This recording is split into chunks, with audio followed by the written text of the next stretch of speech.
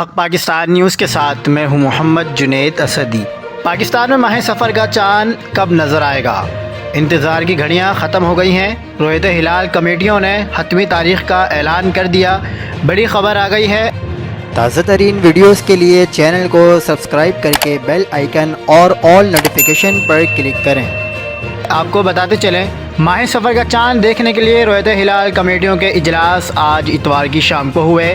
پاکستان میں رویت ہلال کمیٹی نے ماہ سفر المظفر 1444 ہجری کے چاند کو دیکھنے کی کوشش کی۔ اس دوران چاند کی رویت کا جائزہ بھی لیا گیا۔ ملک کے مختلف مقامات پر ماہ سفر 1444 ہجری کا چاند نظر آ گیا ہے۔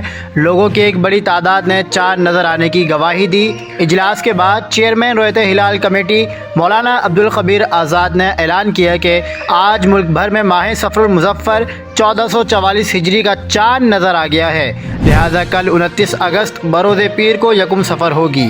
مزید خبروں کے لیے دیکھتے رہیے حق پاکستان نیوز۔